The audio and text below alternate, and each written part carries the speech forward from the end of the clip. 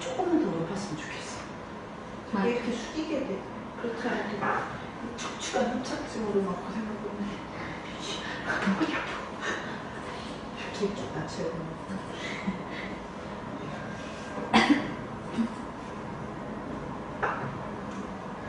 자, 우리 단촐하게 수업을 시작해볼까요? 네. 너무 좋으네요. 우리가 지금 94페이지 할 차례죠?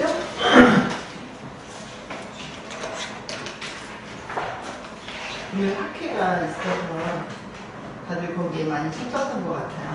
특히 3학기차들은 비교과 과정에 학술대 참여 횟수를 채우기 위하여 오늘 대거 출동하는 것으로 제가 알고 있고요. 게다가 이 수업을 저게 동영상 촬영을 한다는 것을 알고 있기 때문에 나중에 보면 되지 뭐 이러고 참석 안 하시는 걸로 이해하고 있습니다. 그래도 영상을 보는 것과 라이브로 하는 것은 엄청 큰 차이가 있다는 것을 알려주기 위해서라도 재미있던 거. 오늘 할 많은데 한번 재밌게 해보도록 해요. 오늘은 2장 3절 전자기록의 종류별 특성을 살펴볼 건데 전자기록의 종류가 여러 가지가 있죠. 그래서 이 여러 가지 특성을 좀 맛볼 수 있는 그런 시간을 갖도록 하고, 그 다음에 기록을 관리하는 사람 입장에서는 그런 특성을 어떻게 고려해야 하나 이런 걸 생각해보는 시간을 갖도록 할게요. 종류 중에 첫 번째 종류로 뽑은 게 전자결제를 통해서 만들어진 문서들이에요. 그래서 결제나 보고를 통해서 만들어진 전자문서류의 기록들. 이건 우리가 앞에서 신전자문서 시스템을 통해서도 보고 문나라 업무관리 시스템을 통해서도 봤죠. 그래서 특히 이제 업무관리 시스템에서는 문서관리 카드라고 하는 어떤 서식이 있어서 그 서식을 채우고 표제부나 경로부나 그 뒤에 관리 기록으로 성립된 이후에 관리 정보를 입력을 한 다음에 본문 파일을 첨부하고 그 다음에 붙인 파일들을 첨부하는 그런 방식으로 결제 문서를 만든다는 걸 봤어요. 그리고 우리가 포맷에 대한 문제도 살펴봤었어요. 비트 스트림이 뭔가 설명을 했었어요. 우리가 눈으로 보고 귀로 듣고 알고 있는 여러 가지 아날로그 정보들을 컴퓨터라고 하는 시스템에다 집어넣는 과정은 결국 010101로 구성된 비트 스트림으로 만드는 과정이다. 그래서 그런 비트 스트림으로 만드는 과정을 인코딩한다. 뭔가 아날로그 정보를 그런 디지털화하는 과정이죠. 비트들의 나열을 만드는 과정을 인코딩한다. 근데 인코딩을 할 때 동일한 정보도 인코딩하는 방식이 여러 가지가 존재할 수 있다. 그래서 그 방식을 알아야 나중에 비트 스트림이 잘 보존됐다 하더라도 인코딩이 어떻게 되는지를 알아야 디코딩을 해서 우리가 원래 처음 생각했던 정보를 다시 재현할 수 있다. 이런 얘기들만 했거든요. 그러면서 우리가 다들 뭐 노트북도 쓰고 PC들을 쓰고 있어요. 그래서 많은 문서의 포맷들에 익숙해요. XLS는 무슨 포맷이에요? XLS를 만들려면 뭘 이용해야 돼요?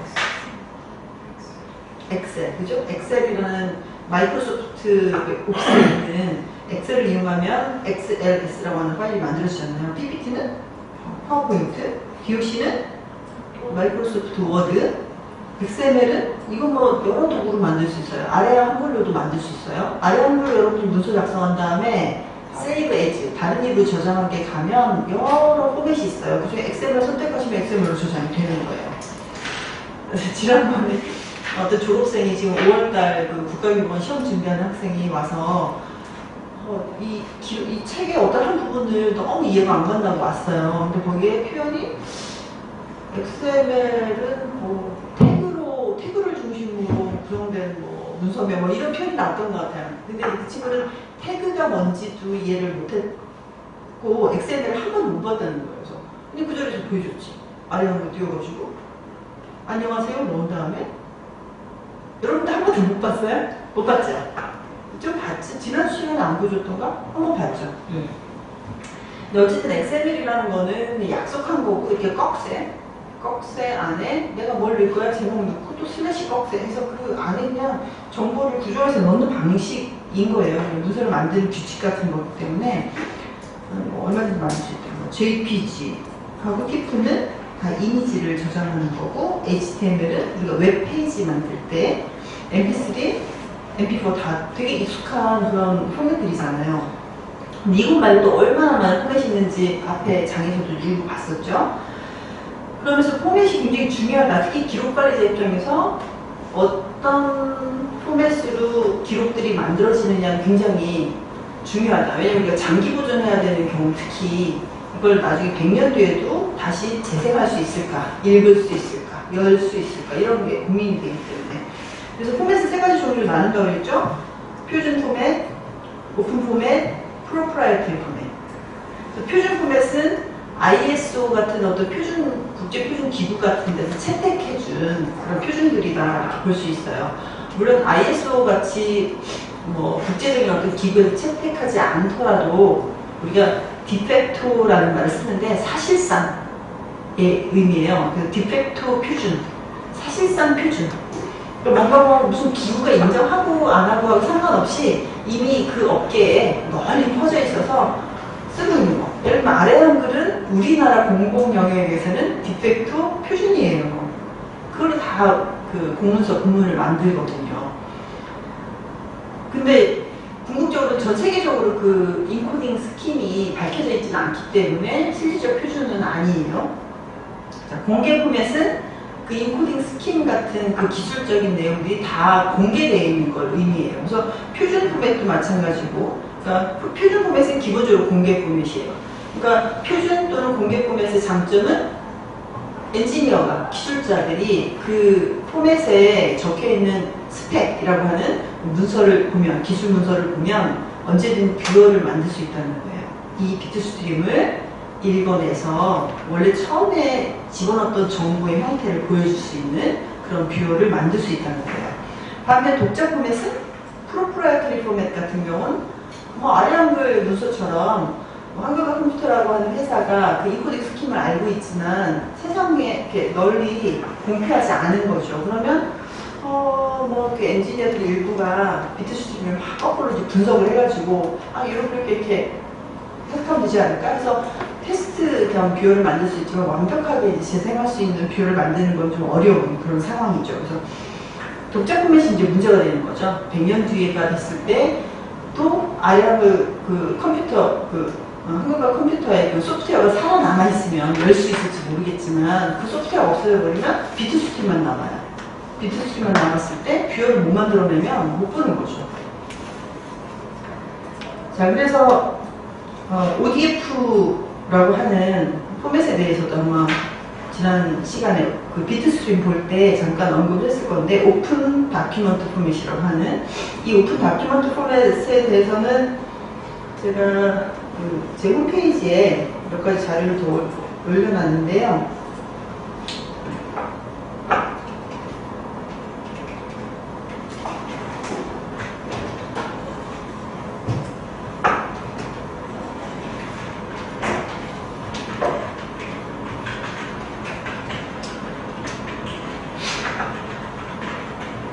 제 홈페이지 기억하세요? home.mju.ac.kr/yimjh.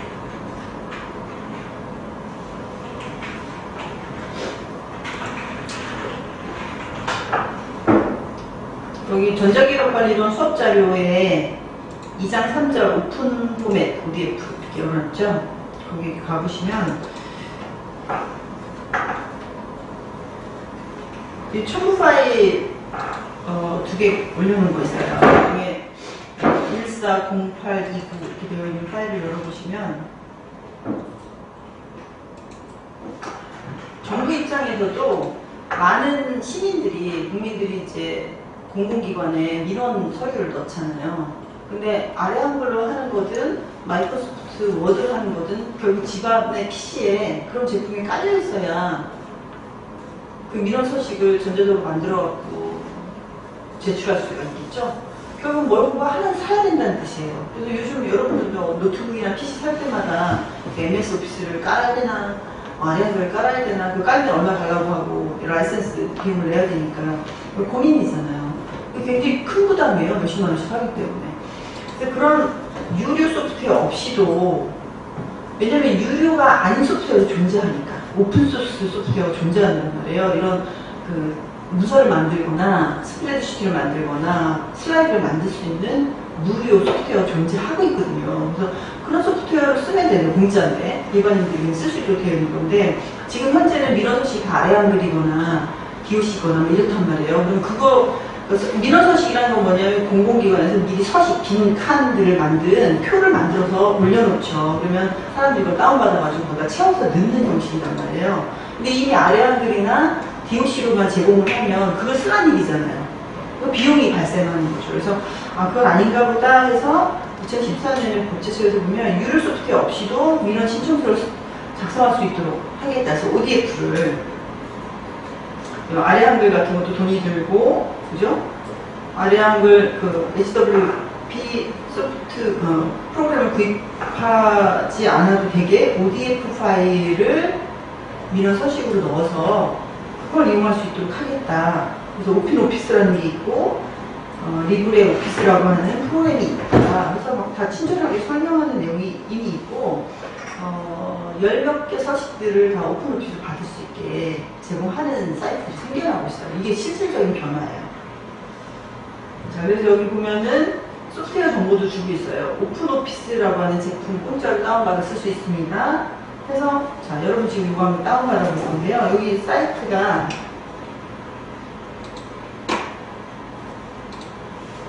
사이트 URL이 어디 나오죠?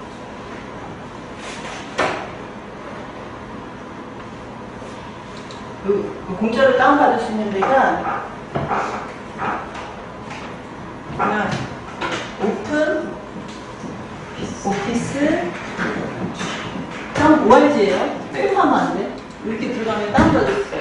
거기로 한번 다 들어가 보죠. 좀 이따 이거 테스트 해보려고요.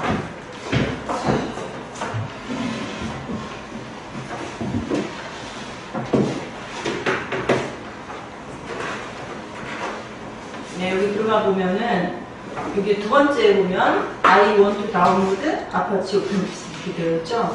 여기 다운로드, 두 번째 링크 클릭하시고, 여기 다운로드, 풀 인스톨레이션 이렇게 되어 있는 버튼 눌러주세요. 그러면 이게 이제 그 파일 쭉 다운로드 받을 거고, 다운 다 되고 나면 실행시켜서 인스톨 하시면 됩니다. 이거 조금 시간이 걸리니까 백그라운드 이렇게 띄워놓고 진행하는 걸로 할게요.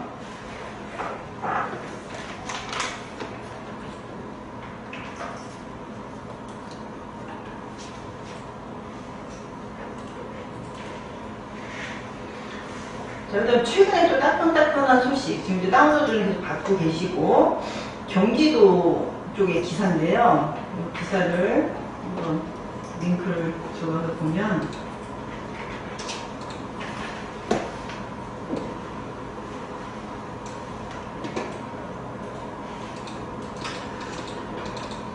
경기도 내 학교에서 마이크로소프트나 한글과 컴퓨터를 순차적으로 퇴출시키겠다. 다 유료잖아요. 이게 학교들이 공공기관이라 좀 싸긴 해도 라이센스로 1년간 내는 돈이 꽤 되거든요. 그래서 해마다 2 내지 10% 사용료를 인상을 요구 자꾸 하니까 비용이 너무 많이 든다. 2017년부터는 리눅스 등으로, 그러니까 윈도우즈도 아예 없애서 리눅스로 전환하고,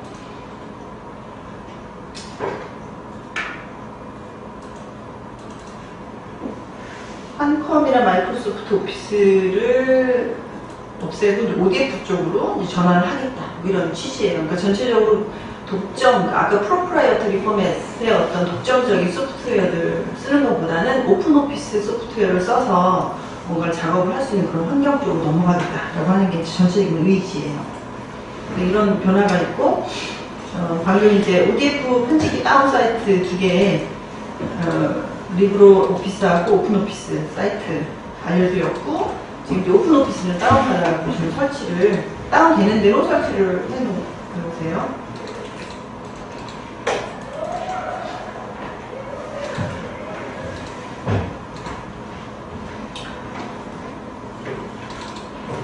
자, 포맷에 관련해서는 또 굉장히 중요한 키워드가 하나 있어요.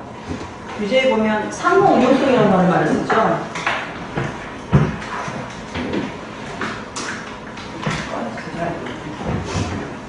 상호 운용성이 영어로 뭐라고 돼 있어요? 인터어퍼러빌리티. 그래서 인터라고 하는 건 어떤 두 개의 뭐가 개체가 있는데 그 사이에 이런 뜻이잖아요. 상호간에 이런 뜻이잖아요. 아퍼러블하다, 오퍼러블하다. 뭔가 오퍼레이션이라는 거는 뭔가 동작하는 거, 운영되는 거 이런 걸 의미하니까 운영이 될 수 있는, 서로 상호간에 운영이 될 수 있고 상호간에 동작할 수 있는 그런 능력 이런 의미잖아요. 그래서 여러분이 아래 한글로 편지를 써가지고 미국에 사는 네이티브 잉글리시 하는 미국인 친구한테 보내면 그 아래 한글까지 열어볼 수 있겠냐. 그 컴퓨터에 아래 한글 뷰어가 있지 않으면 열어볼 수 없는 거죠.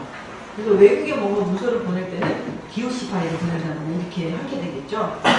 근데 예를 들면 오픈 오피스로 작성한 그런 문서를 보낸다면 뭐 상대방이 이거를 위해서는 내가 리브로나 뭐 오픈 오피스를 깔아야 되겠구나. 그건 공짜니까 다운로드 깔으면 볼 수도 있고요. 또 한편으로는 마이크로소프트 워드에서 이 오픈 오피스로 작성한 ODF 파일을 열 수 있게 돼 있어요. 아래 한번 그걸 열어는 줘요. 현재 그래서 상호 운용성이 상당히 확보가 되어 있는 누구나 열어볼 수 있는 그런 포맷이다 이렇게 볼 수 있죠.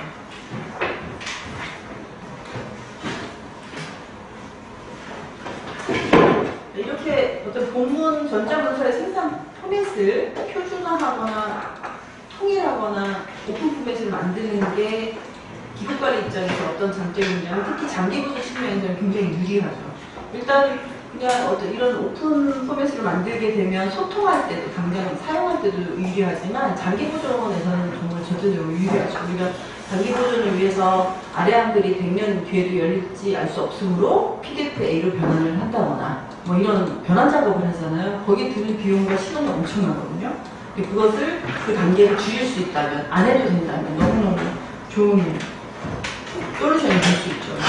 생산 포맷을 뭔가 ODF와 같은 오픈 포맷, 표준 포맷으로 바꿔나가는 작업 이게 좀 필요할 것 같고 아까 본 것처럼 민원 소식부터 시작해서 또 경기도가 뭐 앞으로 그렇게 하겠다고 얘기를 하고 있고 그 다음에 기타 공공기관에도 최근에 이제 남동발전 쪽에 이제 프로젝트 하면서 오픈 오피스 소개를 했고 ODF로 그 본문 파일을 쓰는 것이 어떠냐고 했을 때 굉장히 반응이 좋았어요. 근데 살짝 이제 눈치는 좀 보이죠. 왜냐면 ODF로 만든 거를 다른 기관들과 또 이렇게 소통해야 되는데 그쪽 기관들에서 그거를 못 읽으면 안 되잖아요. 물론 오픈 오피스 따르면 되겠지만 다들 아래 한글을 쓰고 있으니까. 근데 아까 말씀드린 것처럼 아래 한글 최신 버전은 이 ODF를 읽을 수 있어요.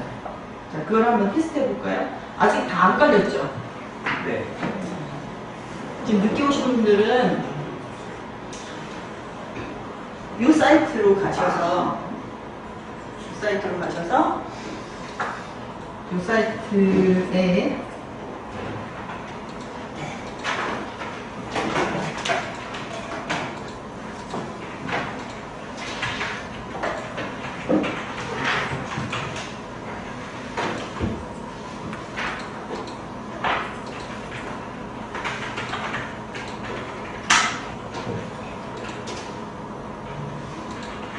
이 두 번째 링크가 다운로드 받는 곳이에요.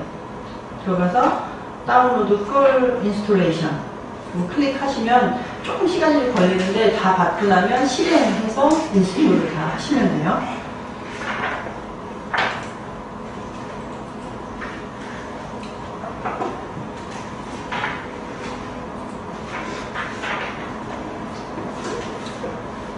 자, 아무래도 이제 그 가장 1차적으로 우리가 공공기록이라고 볼 수 있는 게 이건 결제문서들일 텐데요. 그 온나라 업무관리 시스템을 우리가 들여다봤잖아요. 거기에 문서관리 카드라는 형태로 결제문서가 만들어진다. 그리고 메모보고라고 하는 것도 만든다. 이런 걸 봤었잖아요. 이 첨부되는 문서들, 그러니까 본문 파일도 그렇고 별첨 파일들도 그렇고 이 파일들의 양을 한번 파악해 본 적이 있었어요. 그랬는데 문서관리 카드는 그 경로부를 거치면서 윗사람들에게 그 내용을 확인받고 검토받고 때로는 반려가 되기도 하고 하면서 뭔가 이제 의사결정을 하는 중요한 문서고 메모보고는 그거보다 조금 단순한 그 간편 보고를 위한 기능으로 많이 쓰여요. 근데 2007년도 정도에 한 1년 정도 온나라 시스템이 쓰인 다음에 가서 확인을 했더니 문서관리 카드에 부침으로 들어간 파일들의 사이즈는 상당히 좀 적은 편이었어요. 뭐 하나가 뭐 몇십 메가 되지도 않아요. 근데 메모 보고에는 의외로 사이즈 큰 것들이 첨부가 많이 되는 거예요. 봤더니 이제 참고용으로 막 동영상 파일을 갖다가 어태치를 하기도 하고 하는 식으로 좀 더 자유로운 거죠. 좀 더 편안하게 쓰니까 훨씬 더 완전히 어떤 공문서에 해당하는 내용이 아니더라도 좀 참고가 됐으면 좋겠는 그런 여러 가지 멀티미디어 자료들을 많이 첨부로 올리는 걸 볼 수가 있었어요. 그래서 약간 이제 아이러니한 그런 현상이죠. 업무관리 시스템에 서버가 있고 그 안에 스토리지, 그러니까 뭔가 데이터가 저장될 수 있는 공간은 한정적이에요. 근데 거기에 이제 문서관리 카드라고 해서 상대적으로 메모보고보다 좀 더 중요한 의미를 띠는 공문서는 실제 사이즈는 적어요. 근데 메모보고는 덜 중요한데도 사이즈가 엄청 차지하는 거예요. 그럼 나중에 이게 1년 사용했을 때는 큰 문제가 아니었는데 2년, 3년 이렇게 지나다 보니까 스토리지에 이제 문서 양이 막 계속 누적되잖아요. 쌓이게 되니까 스토리가 점점 뭐 부족하다. 이게 온나라 시스템 도입할 때도 뭐 예전에 그 서버를 새로 산 데도 있지만 그 작은 것도 있고 막 이랬거든요. 그래서 스토리지가 모자란다고 하면서 용량 제한을 또 하기 시작한 거예요. 첨부 파일의 용량 제한을 하기 시작했어요. 그래서 그런 현상을 보면서 그것 때문에 되게 불편해하는 분들이 많았는데 용량 제한하는 데는 여러 가지 사유가 있어요. 스토리지 문제도 있고 유통할 때 그 용량 제한 문제 때문에 그렇게 했는데 아무튼 실제로는 더 중요한 내용이 전체 스토리지의 중요한 양을 더 큰 영향을 차지하는 게 아니라 그 거꾸로 된 현상이 나타나기도 한다. 그래서 어떤 자원을 효율적으로 쓴다는 측면에서 본다면 기록관리자 입장에서 이것도 눈여겨봐야겠죠. 메모 보고도 기록으로 이관되어 올 거고 문서관리 카드도 기록으로 이관되어 올 거잖아요. 그럼 RMS, 기록관리 시스템에서 동일한 문제가 생겨요. 스토리지에 더 중요한 문서는 양이 적고 덜 중요한 그 기록들이 훨씬 더 양을 많이 차지하는 상황. 그랬을 때 스토리지를 어떻게 배분해서 효율적으로 쓸 건가 그런 문제 이런 것들에 봉착하게 될 수도 있다는 거죠. 양적인 측면을 한번 생각해 보자. 그 문서의 가치, 기록의 가치와 그 기록이 차지하는 스토리지의 양과는 뭐 좀 관련이 딱 떨어지진 않는데 현재로 봤을 때는 좀 역전된 현상도 있는데 그냥 생각해 볼 필요가 있다. 첨부된 전자문서의 뷰어 부분은 얘기를 했었어요. 근데 그 뷰어 부분 얘기를 설명을 하면서 우리가 나중에 5장 쪽에 가면 에뮬레이션이라고 하는 걸 배울 거예요. 에뮬레이션 전략 뭐 이런 걸 배울 거예요.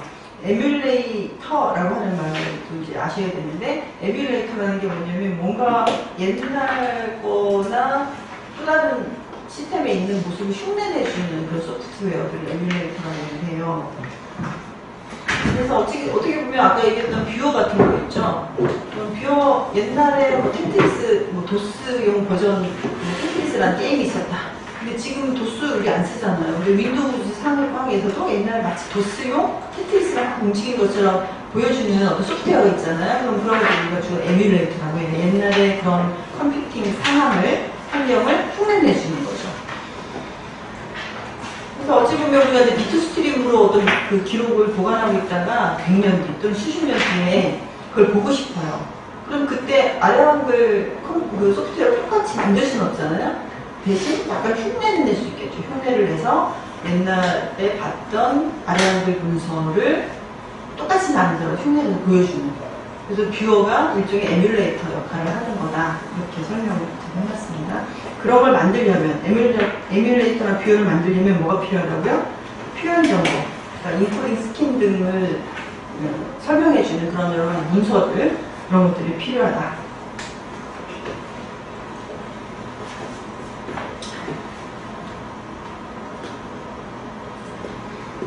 여러분 다 설치가 됐는지 모르겠는데 제가 이 PC에는 아까 미리 와서 설치를 좀 해놨었거든요. 그래서 몇 가지 테스트를 좀 보여주면 자, 아래 한글 제가 열었어요. 아래 한글 2010 버전 열었거든요. 우리 지난번에 뭐 안녕하세요 이런 말을 써서 저장을 해봤었는데 이 아래 한글 2010 버전도 제가 2010 버전부터 되는지 잘 모르겠는데 제가 한번 확인을 좀 해볼게요. 얘를 저장을 한번 하고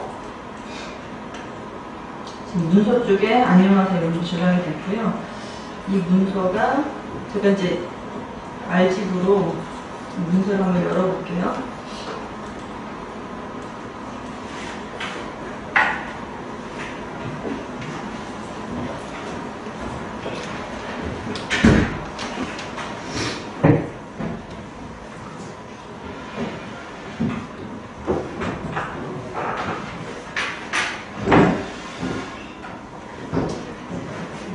이건 지원하지가 않네요. 여러분 PC 중에 뭐 아래 한글이 최신 버전을 깔려있는 경우에는 아래 한글로 지난번에 .hwp로 저장을 해도 그 내부 구조는 zip 파일이에요. 압축 파일로 돼 있어서 그 압축 파일을 RGB로 열면 그 구조가 보이고 XML로 저장이 됐다는 걸 볼 수 있어요. 근데 지금 2010 버전도 그 XML 구조로 저장하지는 않는 예전 버전이네요. 확인했고요. 그러면 대신 마이크로소프트 오피스에 이것도 옛날 거라 또 아닐 수도 있겠네요. 워드로 한번 테스트 해볼게요.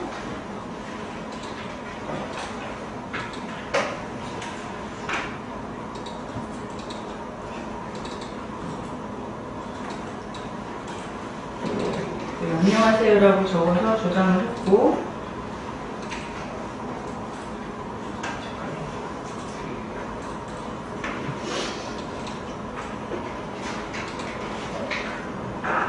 안녕하세요 이렇게 가서 보면 좀 전에 워드 문서를 만들었는데 그 확장자가 DOC가 아니라 DOCX로 생겼어요. 여러분 최근에 뭐 파워포인트로 작업을 했을 때도 PPT가 아니라 PPTX로 만들어지기도 하고 엑셀로 뭘 작업했더니 XLX가 아니라 XLSX 뒤에 X가 붙는 경우 있죠. 그거는 포맷이 달라요. 그 마침 이제 여기서 마이크로소프트 오피스 버전이 지금 DOCX로 지금 만들어졌거든요. 그거를 제가 이제 확인을 해보면 이런 식으로 제가 지금 RGB로 DOCX 파일을 열은 거예요. 그랬더니 이렇게 압축 파일인 걸 알 수 있어요. 압축 파일이고 지난 시간에 보여줬던 것처럼 이렇게 뭔가 폴더들이 있고 그 안에 XML 문서가 있고 뭐 이런 구조로 돼 있어요. 이런 복잡한 구조. 그래서 그냥 우리가 보기에는 그냥 파일 하나처럼 보이지만 그게 아니라 사실은 폴더와 여러 개의 파일이 구성된 덩어리를 칩으로 묶어놓은 거예요. 근데 왜 이런 그 뒤에 DOCX라든가 이런 구조로 가게 됐냐면 ODF라고 하는 파일 포맷이 나왔어요. 근데 그 ODF라는 파일 포맷이 다 이런 식의 XML 구조를 가져간 거예요.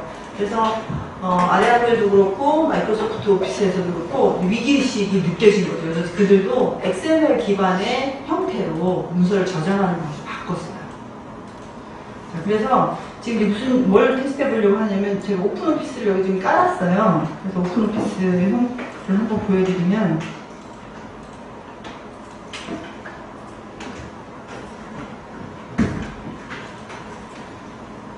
오픈 오피스 4.1.2 버전을 깔았거든요.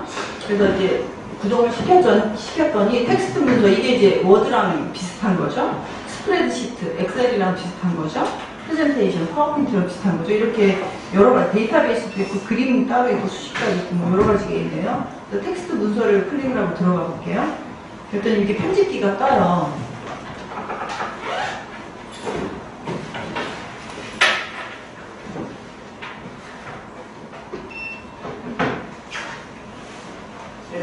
맥나르고 간다.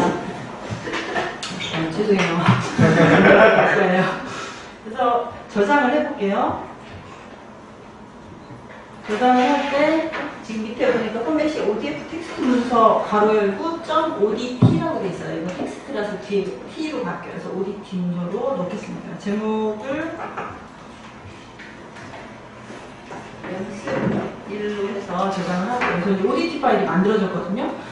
이것도 똑같이 RGB로 열면 열리는 XML 구조예요. 한번 열어볼까요? RGB로 가서 RGB를 띄워서 조금 전에 ODF로 만든 그 문서를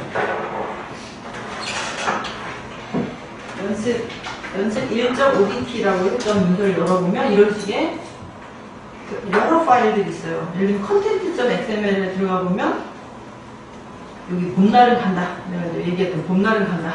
라고 하는 텍스트가 밑에 있고 그 위에는 뭐 폰트에 대한 정보, 뭐 여러 가지가 있는 이런 XML 문서가 만들어진 걸 볼 수 있어요.